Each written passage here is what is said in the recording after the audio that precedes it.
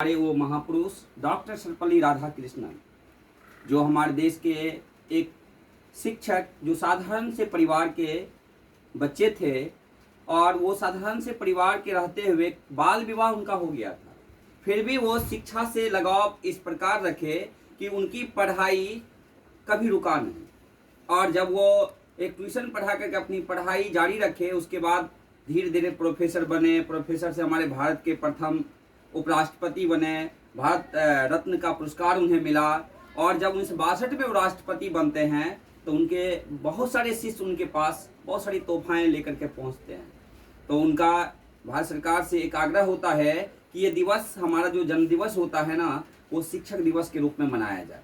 तो आज हम लोग ये शिक्षक दिवस पे हम लोग जब सारे बच्चे और गुरु जब इकट्ठे होते हैं, उन महापुरुषों को हम सब याद करते हैं कि उनकी रूपरेखाओं पर हम सब चलेंगे। सिर्फ ये नहीं कि ये दिवस हम लोग मनाएं, ये उनके जीवनियों से, उनके राह से, जो रास्ता उन्होंने दिखाया है, उस पर चलना भी हम सबों को जरूरी है। इसलिए कहावत है कि शिक्षा जो है शिक्षकों की जान होती है। शिक्षा शिक्षकों की जान होती है और शिक्षक हर शिष्यों का अभिमान होता है। आपने शिक्षा पाठ में भी 12th में पढ़ा और 10th और 9th में भी दिया गया है। शिक्षा हेरफेर है रविन्द्रनाथ टैगोर का, शिक्षा पाठ भी है जय कृष्णमूर्ति का है।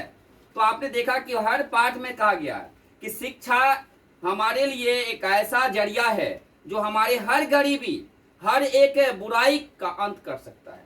क्योंकि आप शिक्षक दिवस में सुनेंगे कि शिक्षक ही होते हैं जो आपको अंधकार से प्रकाश की ओर ले जाते हैं।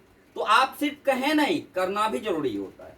तो हम लोग शिक्षक दिवस पे ये कहें तो आज हम लोग प्रतिज्ञा लें कि हम ऐसे आधार सर के सामने कायम करें कि सर को भी और समाज में भी शिक्षकों और संस्थाओं का नाम हो, और आपके भी माता पिता का नाम हो। क्योंकि आपने बचपन से पढ़ा है, सबसे पहली शिक्षिका आपकी माँ है और आपके पिता हैं।